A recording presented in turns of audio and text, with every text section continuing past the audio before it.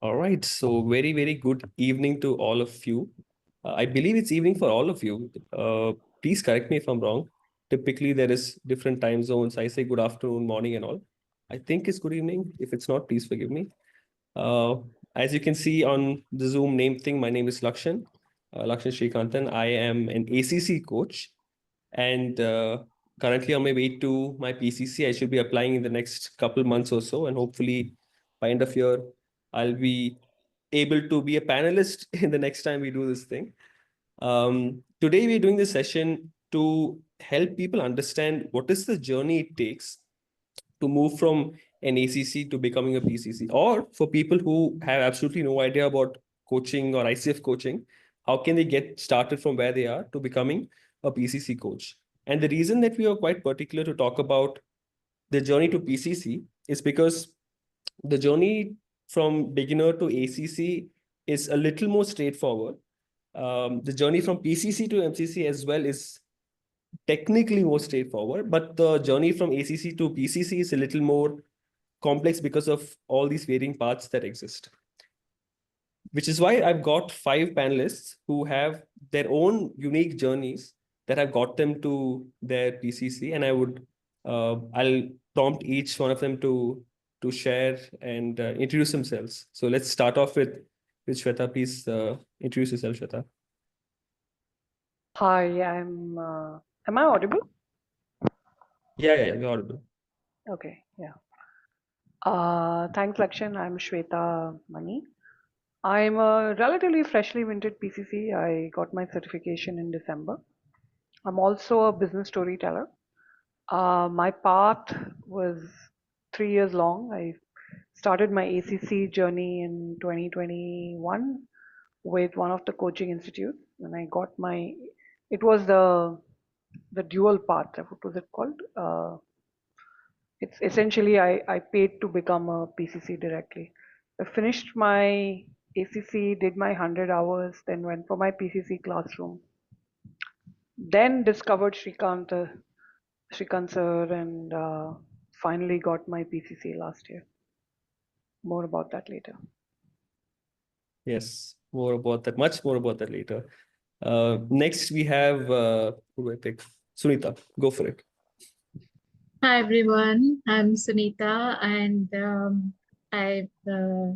after a much contemplation, I've dived into the PCC journey last year, and I got my PCC credential last year. While I did my ACC way back in 2017, that's the reason I said after a lot of contemplation, I got into the PCC journey. So I'll share what happened and more later on, but that's where I am. I'm currently on the MCC journey with Shrikant, and I'd be happy to share information with all of you. I'm also an NLP coach master practitioner and a deep transformation coach. And I work with leaders and working professionals to help them become a better version of themselves. Thank you. Thank you for that, Suneeta. Lovely. All right. Next, we have Saravjot. Go for it. Hello, good evening, everyone. I am an ACC credentialed coach and just submitted my application for PCC about a month back, waiting for the outcome. For me, I chose the portfolio path after a lot of, I think, a long list of questions, which Coach Srikant was very kind to answer. It's been a year. I started my journey for PCC last year in February, and I'm hoping to be clearing the recording evaluation and giving my exam within the next couple of months. I'm actively coaching also for the last 2 years. And yeah, that's about me. Thank you for sharing that, Saravjot. Next, we have Kavita. Please go for it. Hello, everyone. Good to see all of you. And I'm here because of Shweta and Srikant. So I didn't know anything about PCC, portfolio path, nothing at all. And then there's this message which Shweta had put up in some other group. I've been coaching for a very long time, about 7-8 years, but I hadn't pursued any credentials. And then when Shweta, just said that there's something called a portfolio path, and then I had a 1-hour conversation with Srikant last year in July, and then I was completely in. So that led to me getting my PCC this April, I think somewhere in the middle of this April. So I'm really glad that Shweta got me in here. Welcome. Yeah, thank you for that, Kavita. And last but certainly not least, we have Sagar. Please introduce yourself. Good evening, everyone. This is Sagar Vishwas. I'm from Hyderabad. I'm a mechanical engineer by training. I was in the automotive industry, training robots to weld car bodies and then selling robots for another decade. So that's the domain I came from. Sometime in 2009, I learned neuro-linguistic programming and I was completely blown by it. And since then, I've been training and coaching in neuro-linguistic programming. I'm a certified trainer. So I conduct these practitioners and master practitioner cohorts periodically. And that's also, I found that to be a very fantastic tool for coaching. I began my ICF journey in 2020. So I'm that COVID batch of of whatever. And and then of course life got very busy during and post COVID. A lot of people wanting to uh, do coaching and complete some training and here and there. And then it kind of went on the back burner for me for a while. So I missed the bus on the old CKA, the knowledge assessment exam. And then when I decided to, sort of come back and finish my ACC credentialing, I realized that I had to write an exam. So back then, for a brief time period, irrespective of what credentialing you were pursuing, one had to write the same exam. So the same exam that's currently required for PCC and MCC was also needed for an ACC. And I got stuck there. And I was like, that's when I got to know about Srikant, and I attended one of his cohorts to work on the exam. And of course, a little over a year ago, so that's April last year, I was finally able to crack that. And I said, hey, I have enough enough coaching experience from the time I started coaching training. So if I don't have to write that exam again, I need to apply for my PCC very quickly within a year. So which I was able to. Of course, Srikant mentored me for my recordings and all of that, and it was a one-to-one mentoring that I opted for. So it was really very interesting and very. I got some very in-depth, feedback from Srikant, which was very helpful. And yeah, less than a year from my ACC, I was able to crack my PCC, and here I am. So thank you. Yeah, thank you for sharing that, Sagar. And now that we've introduced all our players and brought them onto the pitch, I want to make sure that the audience is showing up.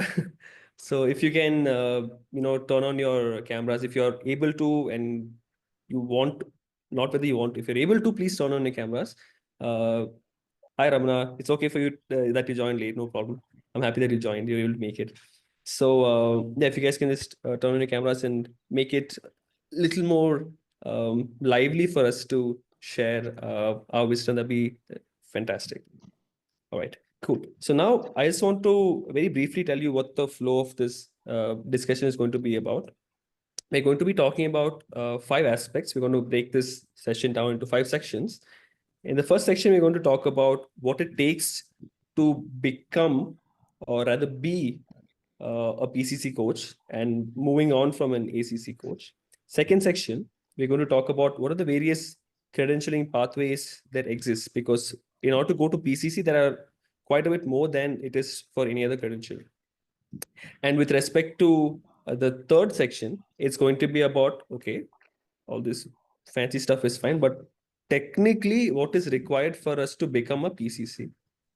The fourth section, we're going to talk about the infamous PCC exam. We're going to have a very unique perspective on what it takes to go about cracking that. And finally, in section 5, we're going to be talking about, okay, we have a credential now, but now what? Like, what's the point of credential? Is it going to be useful? What is the impact it has in the real world? And in terms of the career I want to build as a coach moving forward. So, yes, that. And if you have any questions along the way, please feel free to share them in the chat. We'll take them after all the 5 panelists have shared their piece and we've gone through all the 5 sections. All right, cool. Let's start off with section 1 because it would be weird to start off with any other section. Shweta, with respect to understanding what it takes to become a PCC coach, beyond say just the technical aspects of it, what has your journey been like moving from an ACC to a PCC on, of course, the technical side and on a being level for yourself? Thank you for that question, Lakshan. I'm guessing everybody here is at least an ACC or on journey to be an ACC. So as most of us know, or at least my own experience with becoming an ACC was, like you pointed out, relatively straightforward. It was asking a set of questions in a particular order and essentially, the 3 agreement, awareness, and action, just trying to check those boxes and trying to get to the other end of that conversation, right? So if I were to spend 30 seconds on a large part of my 0 to ACC journey was just learning to have a conversation within a fixed time frame. I didn't really pay attention so much to the conversation itself or who I was being in that conversation, right? And if I looked at my own headspace, one of my primary assumptions, irrespective of what they tell you in the classroom, is that I thought it was my job to handhold the client to their end goal, right? So I felt a deep sense of onus and responsibility towards handholding the client. What that translated to in my coaching was I would interrupt the client if they were not going in the direction I thought they should. I did not, if you were to think a little bit more deeply, I did not respect the client's ability to find their own solutions, right? Because you're always jumping in and directing them in some sense, like you're like a driving instructor pulling the brake and you're touching the steering and saying this is the wrong way and that is the right way. So there was a excessive intervention, if I may say so, right? What that also meant that was my mind was always working when I was not really listening, because I was always thinking about the next question, what was the right set of questions to ask, is the client going in this direction? There was a lot of judgment, there was a lot of overthinking.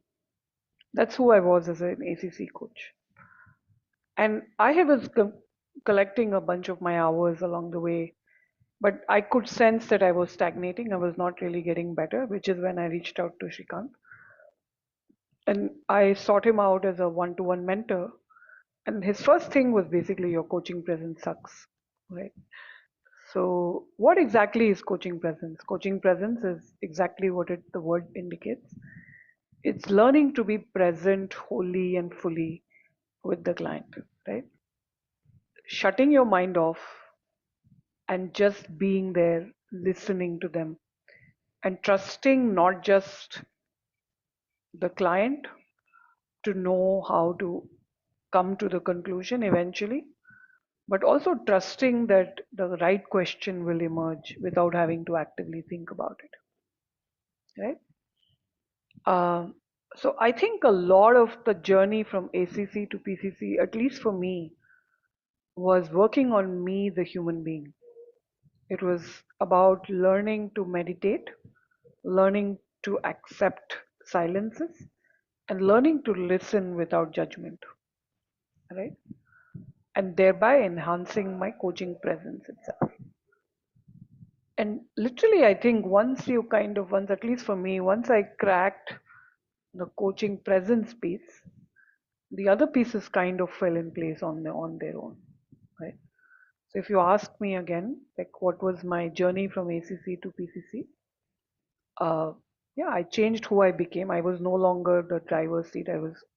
I became from the driving instructor to maybe the windshield wiper in the car, just someone who's wiping. I'm not responsible for the client going from point A to point B. And that's a mental shift that I made in my own head, right? So yeah, that, and learning to just be quiet, learning to let the client speak, discover their own self, evolve, and yeah, that's it. Hmm. Thank you for sharing that, Shweta. So essentially what I'm hearing you say is that the journey that you took to move from ACC to PCC is for you to stop getting in your own way and to allow the client to direct their own life and be more responsible for their own, have the onus on them. These are the two things I'm hearing that allowed you to move from being an ACC coach to being a PCC coach. Yeah, more trust in the client's ability to discover their own solution, and more trust in the universe to push the right questions just by being present. Yeah, Yeah, broadly. yeah, yeah, yeah. Lovely, lovely. And I think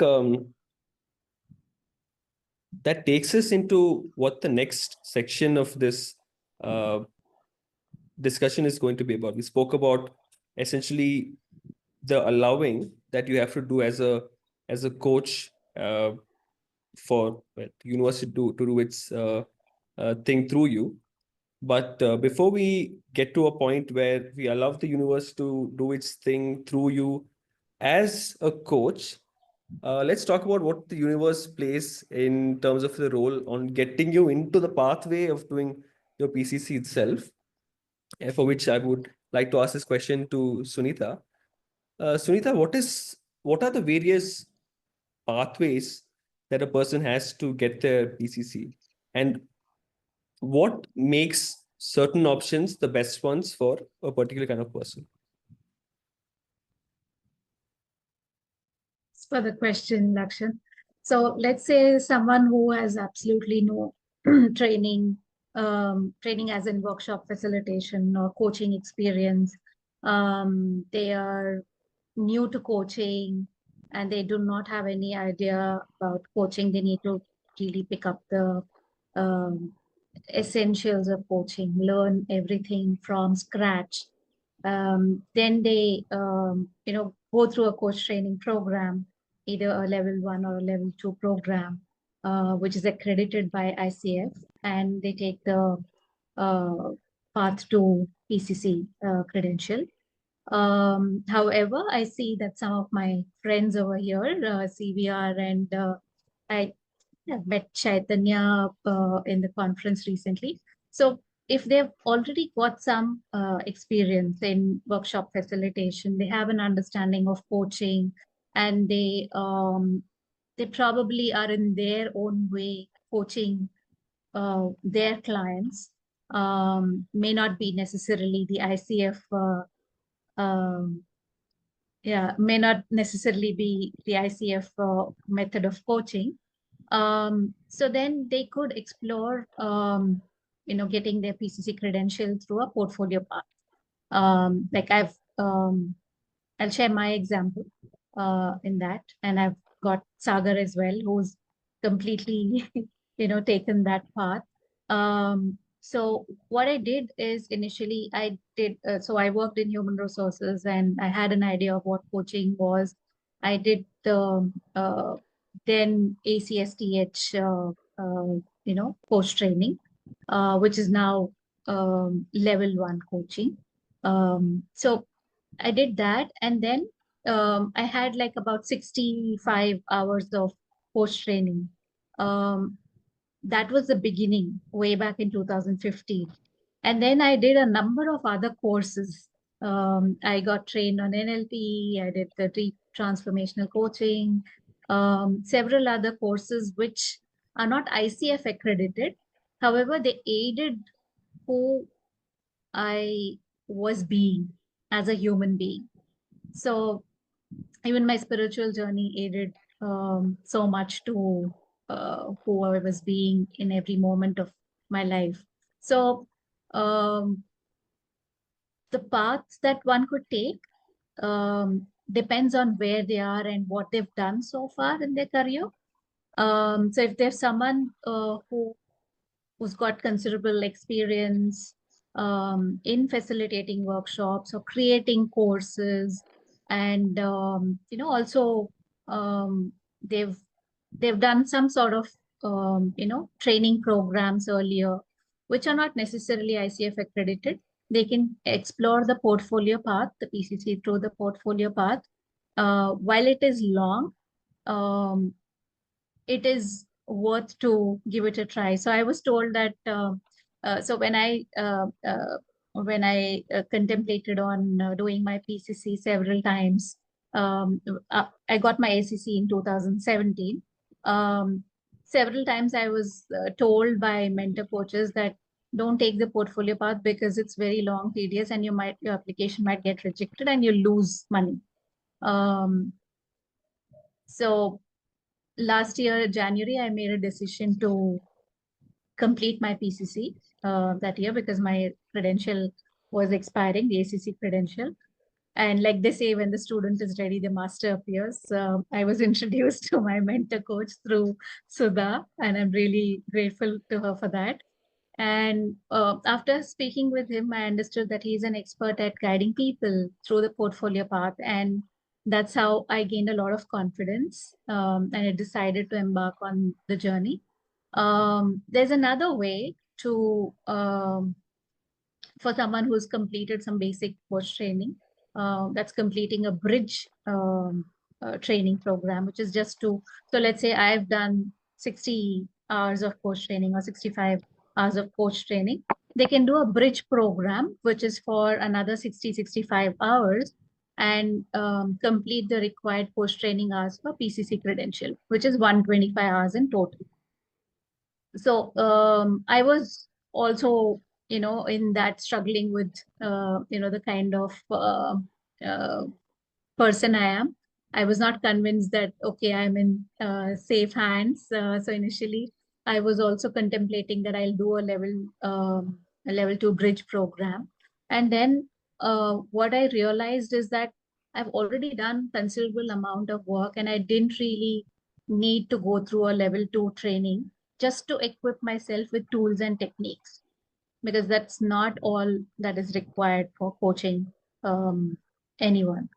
So what I learned already was more than good enough for me to apply for the PCC credential is what I realized. So it really depends where you are on your path. And for me, what really worked is working with a mentor coach who's been able to guide me through the journey. So portfolio path is for someone who is done a lot of courses which are related to the ICF core competencies. For example, communication, listening actively, coaching presence, somebody who's embodying a being of developing themselves constantly. So if you've gone through courses which enable you to focus on your being and your any of these competencies that I just spoke about, then you don't really need to go through a formal, full-fledged coach training program. You can explore the PCC credential through a portfolio path. If you're someone who's created courses and who's offered those courses to cohorts of individuals, then also you can explore PCC through the portfolio path. That's very interesting. Not many people know about it. So it's not just that you have completed post-training programs or workshops related to developing yourself, but even if you have created courses and you have taught people, then also you can explore PCC through the portfolio part. Yeah.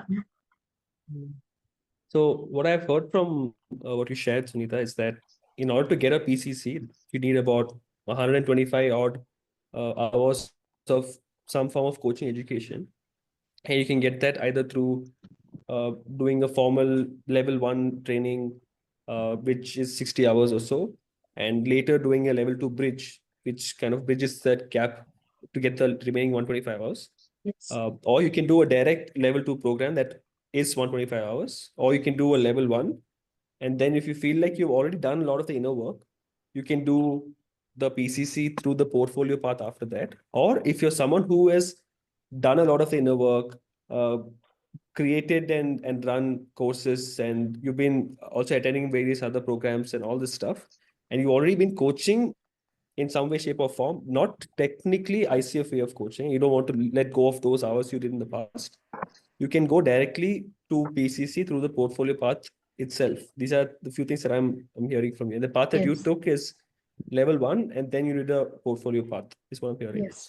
And speaking of this portfolio path, I think all of us over here, for the most part, have at least done a level 1 program before we got into the portfolio path for level for PCC. But we have Kavita over here, who's someone who's gone the entire journey from zero to PCC through the portfolio path itself. So I would love for her to share her experience, Kavita, your experience with the portfolio path for PCC.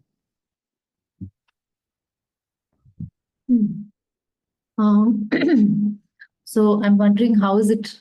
I think it worked beautifully for me. So I think that's where I had no hesitation after that call with Srikant that, well, this is something which suits me, because I had been doing my own coaching for almost 5-7 years before that. So the hours was not a challenge. And many of these coaching competencies, as I said, because I have been through a path called, working on human process interactions through Sumedhas. This is an institution which runs these labs for human process interactions. So since I've done that very extensively from 2014 to 2017 for several hours. So in fact, as I said, I didn't even know anything about PCC, portfolio path, nothing. So, but the option to bring in any of the previous work that you have done, both in terms of personal growth and offering programs to others, that was quite a revelation, because I have also offered programs. I've created a lot of work around this. So when Srikant told me I can use that as well, this is like, okay, wow, so nepe suhaga. So what else? And it isn't very difficult also, because Srikant gives you those nice templates, and he had even been supporting me to the extent of every time he teases me and says that, you should pay me for tech support. So even tech support to that extent, I relied on him to iron out all those little questions which I had about is this format of my writing my courses okay or not? Because I had, so that could be one of the things which those who are not enrolled in a regular whatever coach training program may have questions about, right? That does your program fall into those competencies, etc. But there you can count on Srikant to sort it out for you. So if that is, and that really worked for me. So I think I kind of knew that these are good things which do fall into the coaching competencies, and for everything else there is Srikant. So yeah. Yeah, thank you for sharing that, Kavita. Lovely. So far, what we've discussed is about the inner work that it takes to become a PCC coach. Right, Shweta, you spoke about that. The shift that you yourself have had from being an ACC coach to being a PCC coach, and how it's about uh, you getting out of your own way. And with Suneeta and Kavita, both of them, we spoke about if you've done the work prior, the portfolio path is something that is a great way to go about moving forward with your PCC. But then there is also the technical elements of it. And for section 3, I want to talk about that. I want to invite Saravjot to share her experience. Saravjot, what is the technical side of things that you kind of saw a shift as you went about preparing for the PCC, and what are some various, say, ways you went about doing that? Thank you for the question, Lakshan. So I just want to share that, for me, coming to the portfolio path was a very different reason from what Suneeta and Kavita shared. I was like really scared to go back into the classroom and again get this burst of more tools and techniques and God knows what not.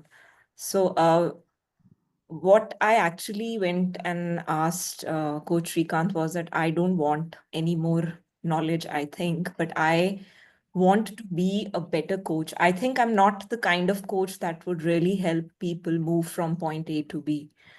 So when he introduced me to the portfolio path, it was like, of course, vague, very vague. And I was like, from an HR background, I was so used to always being in the helping and answering mode that witnessing conversation where I'm being told that you don't have to be telling the client what to do was the first big unlearning for me. But I think that what I really began to understand of my PCC journey is that there is a knowing, there's a doing, and there's a being.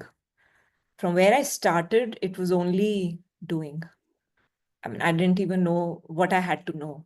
So this shift happened because number one, I felt that the cohort for the portfolio batch, which Coach Srikant runs, isn't like crowded. There are just, in the batch I was with Suneeta, we were just, I think, about 5 or 6 of us. And I think Shweta was also part of that same cohort. So it was, that really helped me first to understand what was the knowing all about. The concept, I was a credentialed coach, I was an ACC, but I was not living the core competencies. And I think that is where I began. And how I started the knowing was understanding those competencies, not just in definition, but I started to apply it in my life.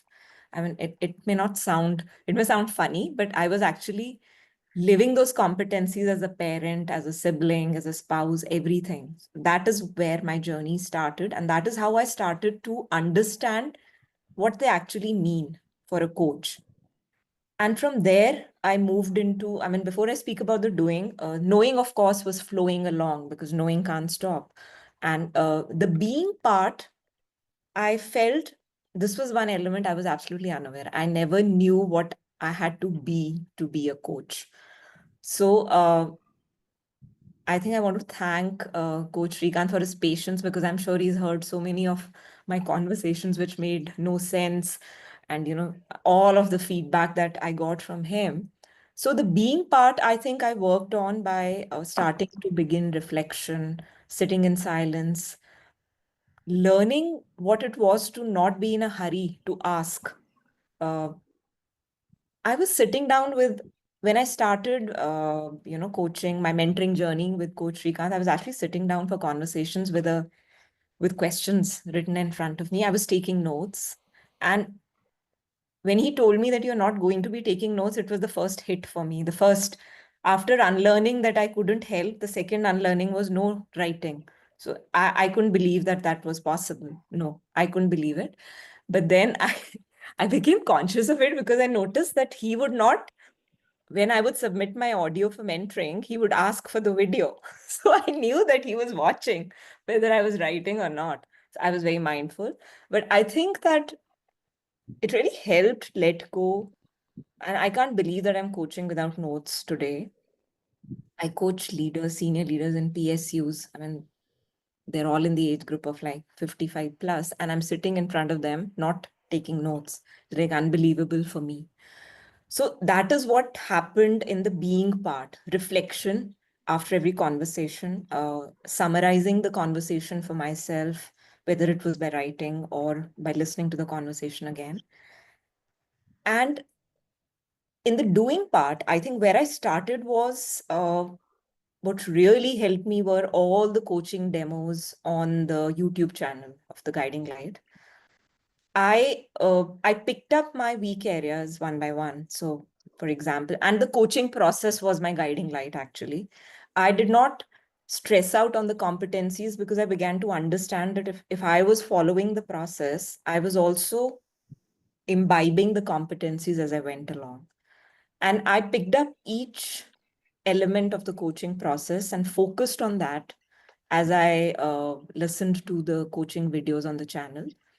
So I would not see go through the whole conversation. If I was studying the agreement part, I would only listen to the agreement happening. And then I took notes, I compared all of that to where I was going wrong.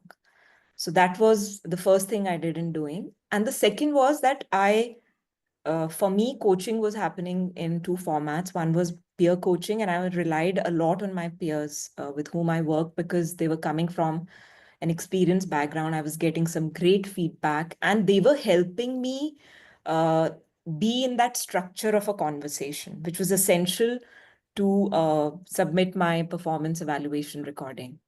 And the second format for my coaching conversations were, of course, the non-peer conversations. They helped me to gain confidence in terms of being prepared to face the unknown, being prepared to actually practice all the knowing which was happening and all the being I was developing. So practice listening, practice pausing, everything. So they were like the test of all the knowing and the being that was coming to me. So this is what I can share about how I went about prepping for the whole thing. And yes, I never, even for my peer conversations, I don't think I ever kind of prepared by asking my peers to tell me what they were going to talk about or what is it that we were going to discuss. No. So I got comfortable not knowing, and I kind of started to enjoy that. Yeah, wonderful, Saravjot. As Amna also shared, very insightful. So there are three things that I'm hearing from you. I'm hearing this knowing, being, doing thing. And with respect to the knowing aspect of it, there are all these things that you knew from your ACC journey, and that was flowing by itself. But what had happened as you went about doing your mentoring for portfolio is you had to like unlearn or unknow some of the things that you knew. And then there was this being aspect which I heard, which is about how whatever it is that you were learning, it was showing up in all conversations well outside the coaching space and domain as well. And then with respect to the doing, what I'm hearing is that the reference videos that you had watched on YouTube to get a sense of, okay, where are you going right, where are you going wrong, and where you can improve. That is something that helped you to improve your coaching ability on a technical level. So these are three things that I'm hearing you say. Yeah. Yeah, you're right, Lakshan. Yeah. Thank you for that. Yeah, lovely. Now we move on to one of the most dreaded experiences that coaches tend to have, which is what section 4 is going to be. It's going to be about the PCC exam. So for those of you who don't know, there are essentially 5 steps to going ahead and getting your ICF credential. The first step is you have to accumulate a certain number of coaching education hours. So it is 60 for an ACC, it's 125 for a PCC, and it's 200 for an MCC. After which you need to have at least 10 hours of mentoring that you have to be a part of. After that, you need to have 1 or 2, depending on the credential, conversations, the recordings of the conversations. You need to get that kind of assessed either by an institute or by ICF directly.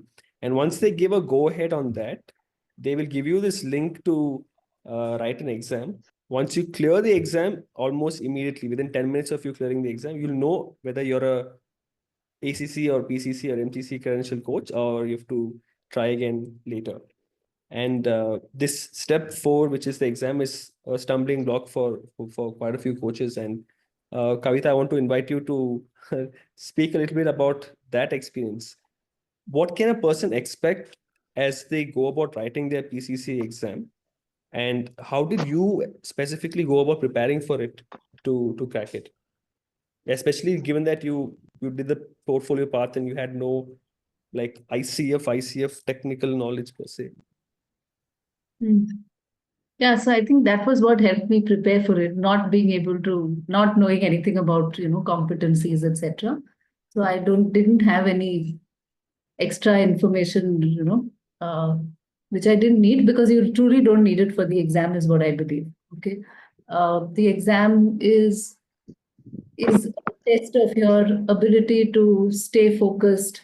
So in some way, it is about being present in front of a screen, the way that you would be present in front of a coachee, Can you stay present for 2 hours, 3 hours, 4 hours, whatever, and don't let your attention in some way wander. Stick to whatever. Actually, now as I'm saying this, it sounds like that. I hadn't thought of it like this before, but this just came to me, that just as you are staying present with whatever that person is saying in that moment to you, you literally have to stay present in that, with that screen. Because if you go to a previous question or the next question you're thinking about, or act mostly the previous question, you don't have to bring in that past information. You don't have to bring in past understanding, or whatever those 8 or 12 competencies are. You don't need any of that. Just like you don't need any of that, when you're coaching somebody, you don't need to know whether that person, or how's the steel industry doing, or however the pharmaceutical industry is doing. You don't need any of that, right? So you don't need it. So what you do need is mental stamina. So as I said, being able to sit through 2-3 hours or whatever, that however long that can take. So how can you prepare for that is in general how you prepare for being mentally present. Long, boring, not really very pleasant situations. So whatever in your life, most of us do have such situations, amply such situations where we are tested to be mentally present. So I think think about those things as preparation, maybe, And other than that, in the test, some things which worked were um, I went through that Solutions Academy test, which Srikant had sent me the link for. I mean, and the actual test has much longer questions. So this one is a sort of a mock, but it gives you a sense of what you need to be doing to pick up the best and the worst. And one of the ways that I tend to approach, and this also is it's a way that you prepare for multiple choice answers, where you use elimination. So it's a hack that I will teach my son also, if he has to, answer any multiple choice questions, that first get the most obviously wrong answers out of the way, right? I also do that, and just then you're left with one or two options which seem more viable. And one of the good things in the exam is this flag the question feature. So if you're left with just one or two options, right? There will usually be two options that you can clearly say this is not working. Okay, you don't need any extra knowledge of competencies. Your common sense is enough. Your own trust in your own whatever you've been doing as a coach, that is enough to remove two options. Now, between the others, so usually one option will easily stand out as the best option. And if you have at least one thing sorted like that, go for it. Then again, eliminate whatever is not the best. I mean, some clearly not great options. And then if you have a couple of them, go with your instinct, go with it. Don't think about it too much. Flag the question and come back to it later. That's what worked for me. Yeah, and then, as I said, be present to reading the nuances of the language. So yeah, again, it's coming back to what did your client say? What was the language that you explored? So read that very carefully and pick up the nuances of the the way the question is worded. That itself will help you to figure out, okay, which one seems more likely here. Yeah, I think that's it. Yeah, thank you for that, Kavita. Yes, Sagar, you wanted to share something? Yeah, a little bit about my own experience with the exam. Maybe one thing that I would ask everyone to not do is judge the questions, because there are these tiny caselets and you have to pick the best and the worst out of the 4 options given. And a bunch of times I was like, hey, I'm not going to do any of these. I'll probably go do the 5th or the 6th one, right? And what kind of caselet is this? This is like no, it's incomplete information. Just adha adhura kuch to kacha pakka given. I mean, I can write tests like these. Let me see if these ICF guys who have written this exam, let's see if they can crack it. It's so easy to write something so vague. By the time I was doing my second attempt, the second attempt I lost because of a technical thing. The third time I said, no judging. Just sit there. The objective is to just clear it the way it is, and there's a larger outcome there. I don't need to prove myself smarter than the people who have created this exam. So yeah, just being focused, one question at a time. Attention spans, yeah, if one wants to net practice increasing their attention span before attempting this, that would be a great idea. Thank you for that, Sagar. Thank you very much. Yes, Saravjot, you want to share something? Yeah, I had a question actually, Kavita, that when you are reading the question, am I reading it from a coach's perspective or a client's perspective? Coach. Just came to my head. I would say you're reading it from a coach's perspective. And some of it is a little telltale also, that when you have some words like suggest this to the client, or, tell the one as in the options, advise the client, you know that ICF is throwing these words at you that you may not, I mean, in your normal parlance, what you may be doing might feel like a suggestion to you, but the word here suggest and the word here advise is telltale. It says that don't go for it. Okay, thank you. So what I understood from what Kavita, you and Sagar, the two of you guys shared as part of your experience with the PCC exam is essentially, well, one, mental stamina, being able to stay present, building your attention span, because sitting there for 4 hours, it's not always very easy. And then another thing that I heard from you, Kavita, essentially was that it's having an understanding of what a coach is and isn't, what a coach does and doesn't.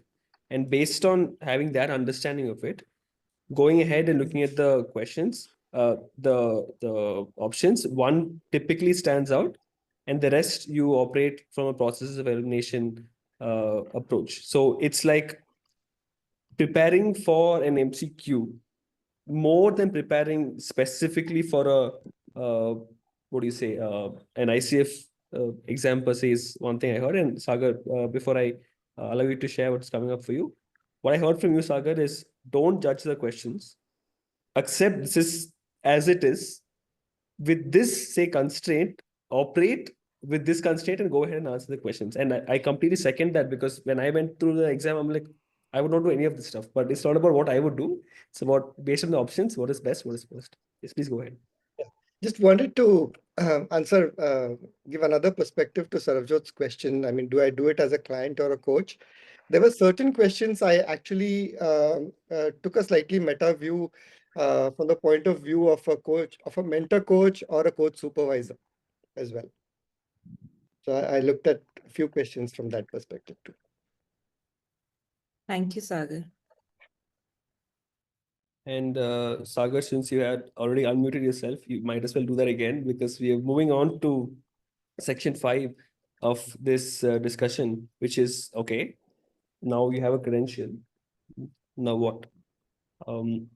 What is the importance of having a credential in terms of the real world impact that it has on your coaching and on your ability to create and build a sustainable coaching career? Because there's a lot of talk about you don't need a credential versus you absolutely need one. So what has been your Sure. yeah. You want me to talk about PCC credentialing in particular, or? Yeah. Yeah. Yeah, let's start with PCC in particular. Yeah. Sure. So like I shared with everyone, I did the ACC through the regular route, like the 60-hour training and all of that, and then the portfolio route for the PCC, right? And I also had some background of coaching with neuro-linguistic programming and embraining and other modalities well before I started the ICF journey. But then when we were doing these peer practice sessions during the ACC, and After a few weeks of coaching each other, there was enough rapport where when somebody was just focusing on the process, right? Like the triple A, and then we would suddenly burst out laughing, saying, "Hey, you know what? If I just keep asking, so what do you want? What are your options? And how and when are you going to do it?" Like like you would do in a very, very basic form of the triple A. Uh, why do I need to pay you if I know all the answers?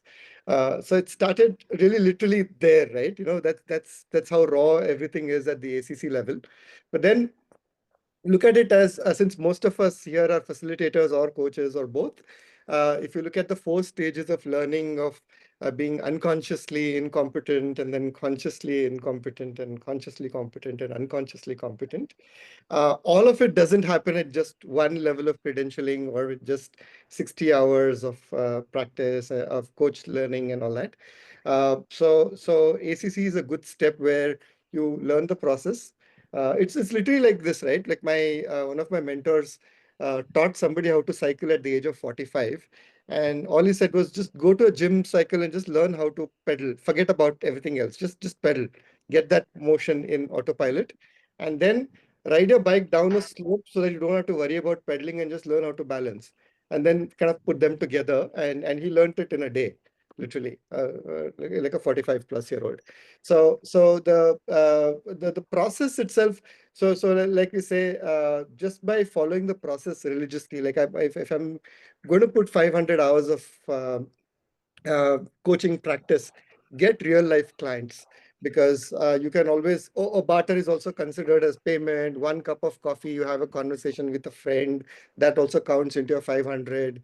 But then you're doing it just to tick your boxes. But if you really get real life clients, between ACC and PCC, this is really the impact, because by the time you put real 500 hours, and if you learn those 125 hours really well from a good mentor, from good courses, irrespective of what route you take, you can really a lot of things would have gone in that unconscious competent stage for you, you know. And then uh, yeah, so basically that's that. So a PCC coach can definitely make a huge impact as opposed to what an ACC, uh, assuming that both of them start equal with no other background of, let's say, neuro-linguistic programming or something else, right? So all other things being equal. Uh, in terms of a coaching business, I've been kind of uh, thinking at a system level, right? Of course, one part is the B2C thing where individuals reach out to you through your network or through word of mouth, and they have particular areas that they want support in, and you coach them. There are various models that you can do. I figured that these per session models are a bit tricky in B2C. Is that your question, Lakshan? Like you want me to kind of talk a little bit about the coaching business and my experience with it? Yeah, how has having a PCC credential created a difference, if at all any, Sure. over there? Yeah, so like I said, the first part is just going through the process and going through the rigor takes your skill to an unconscious level. So then having that presence, having that active listening, all that becomes a lot easier, because now your process is really you're hardwired into the process, right? So that definitely is a huge plus. But from a if you want to go PCC and beyond, and if you want to if one wants to look at building like a sustainable business, right? While the coaching process itself is very industry agnostic, like Kavita said, you don't have to be from the steel industry to coach someone from steel industry. However, if you look at why would the steel industry want to hire a coach for somebody in their leadership position, right? So typically, if you just Google what would be the salary to monetary impact ratio for a leader. So if they're earning about 1 crore, a company would say, oh, they should at least bring in a salary impact, a business impact of about 30 crores or 40 crores, like 1:40 or 1:50, that kind of an impact, right? And then how is a coach going to enable that impact? So my coaching is not just the client saying, hey, I got my breakthroughs, but if I'm sponsoring an expensive PCC or MCC coach for some some leader in my organization, I would want to see how that fits in into my ratio of 1:30 or 1:40. So to that extent, having a larger, bigger picture of where a coach fits into a business scenario, I think would be a great thing for all coaches to begin to understand a little, and always helps to understand the pain areas of a particular business. You don't have to be you don't need to really have like deep expertise in the insurance industry to coach from someone from insurance, but to know their lingo, to know their broad challenges, to know that role, it always does help. And that's my personal perspective. You obviously don't need to bring it into the coaching conversation per se, but let's say even understanding let's say, for example, if they use jargon from their industry in a coaching conversation, saying, hey, explain, I don't understand what you're saying, is a break state in that particular flow of conversation. So if to that extent, if you're on the page with some of the terms from that industry, it really helps to have the flow in the conversation. So the other idea is if you look at coaching as uh, one aspect of the overall impact that you're bringing to the industry. Look at, if you looks at this as a tool and say, hey, what can I do that's a little more up the value chain for an organization? That's when a coach can increase their billability, is what I think.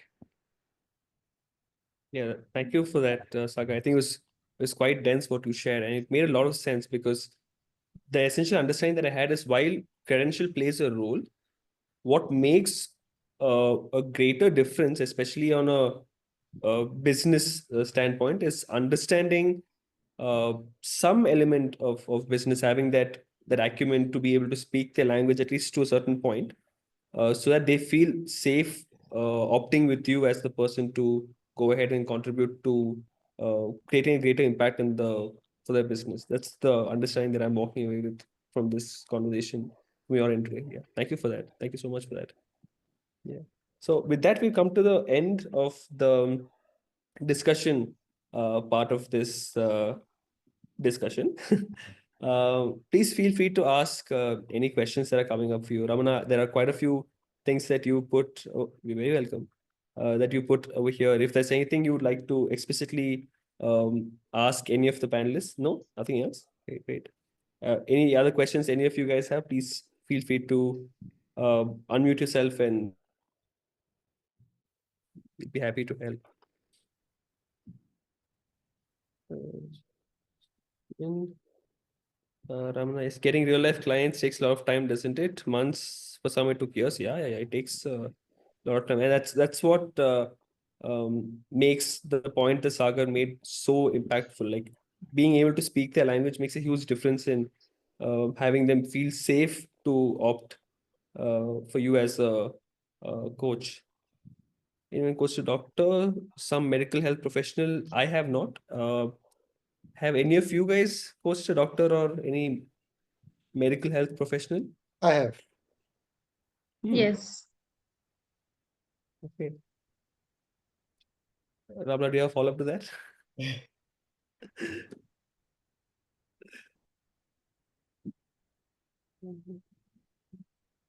Just looking for what are some. Or if your question is, do they need coaching? The answer is yes. The question is, can you share any experience in a couple of minutes? This is for both you, Sagar, and Suneeta as well. Two very different engagements. One was for a fairly well-established dentist to take their business and branding forward. So there wasn't much technical in that. So it was more about how he gets his other dentists in his organization who he had employed to become more customer savvy and things like that. For the other person, it was basically an onco surgeon who basically I got connected with through our common yoga instructor, and it was all about managing stress and basically the whole what I mean, he's very scientific, but he also said, oh, this does seem to be some very dense energy coming from the relatives of a cancer patient that I'm working with, and how do I at the end of the day kind of work with you know, going to bed without that baggage was like a thing. But then of course that led into several other layers that we explored, and it was about a 4-month long engagement. Thank you for sharing that. Suneeta, I'd love for you to share your experience as well. I have not coached any doctors. Okay, I did. Suneeta. Lakshan, I think, was asking me to share my experience. So I coached a medical health professional, somebody who was working with a large pharma um, organization, and they were experiencing heavy stress because of the rapid changes that they were facing. And then eventually they were in a situation where they were asked to leave from the job. And I assisted this person to find another job in the market.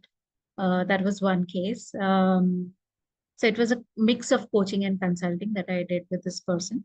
The other was with a doctor, where um, many years ago, I realized that doctors are not really trained on emotional intelligence.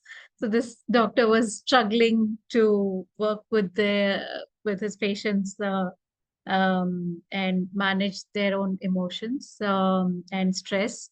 So like you said, it is a high stress profession, CVR, and it is a market to tap. However, how we do it is in our own little ways.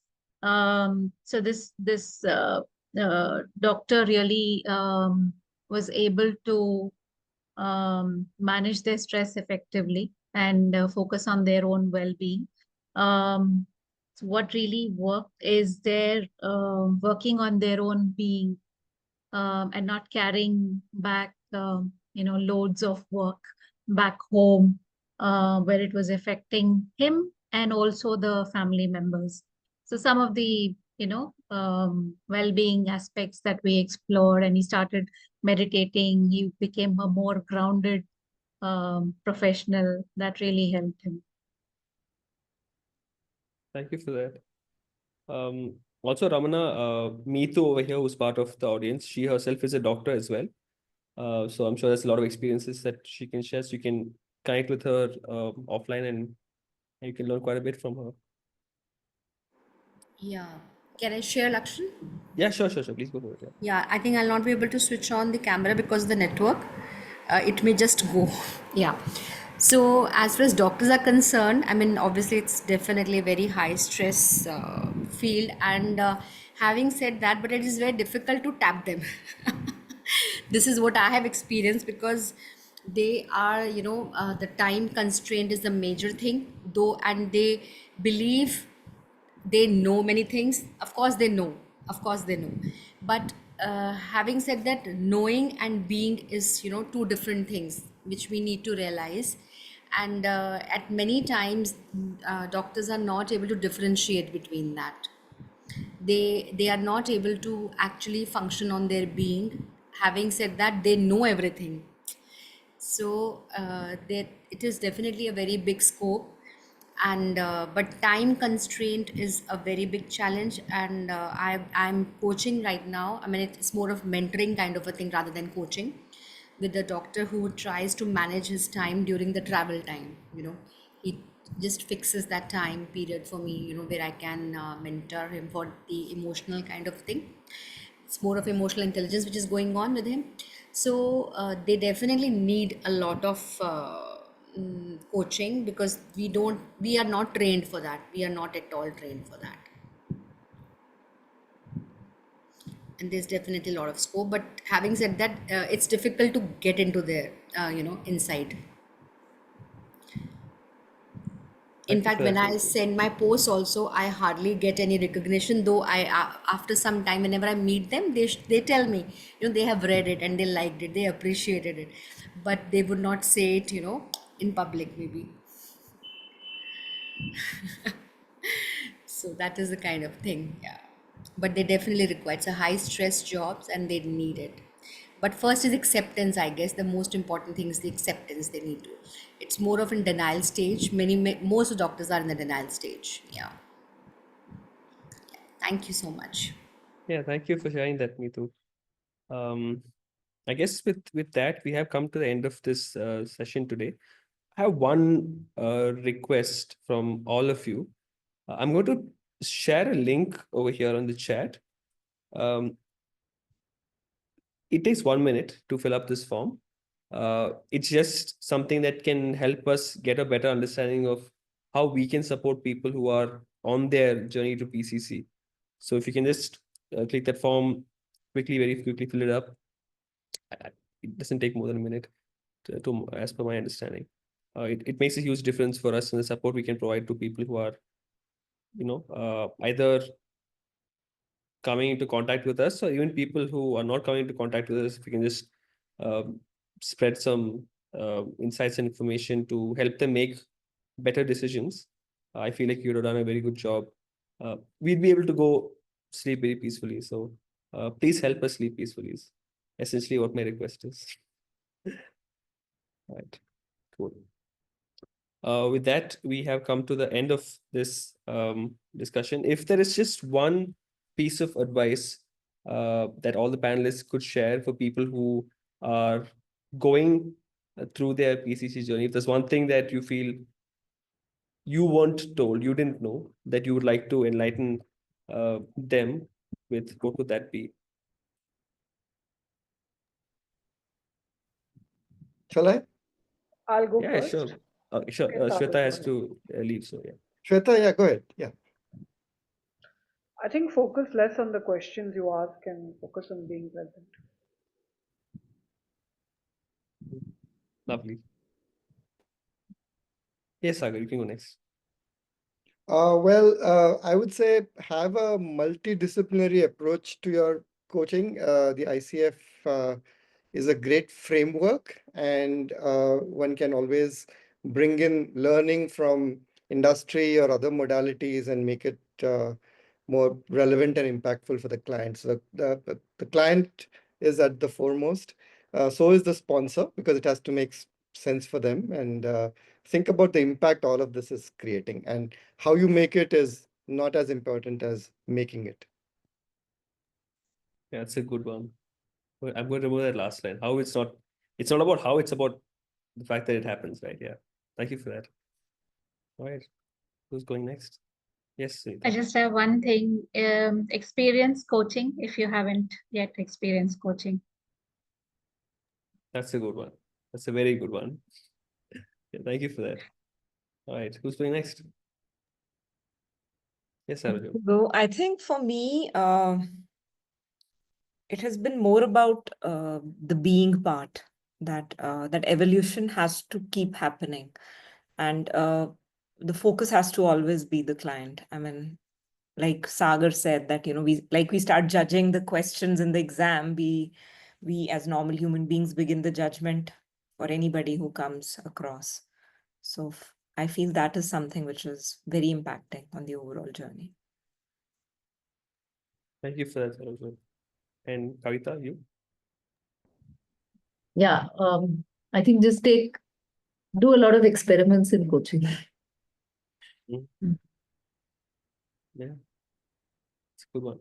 I think there is a lot of fear in trying to be uncomfortable as a coach, be vulnerable and try new things, experiment, be creative. But coaching is a very creative, co-creative, unfolding process. So as long as you don't allow yourself to get in the way, I think magic can happen. And yeah, that's the end of this session. Thank you guys for joining us, and thank you to the panelists for taking time out of your busy schedule to enlighten some new souls. Thank you, Lakshan, for having us. Yeah, Thank you, very welcome. Lakshan. Thanks, Very Lakshan, welcome. to all the Thank co-panelists. you. Thanks to Shri, and thanks for everyone for attending. Thank you. Thank you so much. Night. Yes. Yes. Bye. Bye. Bye.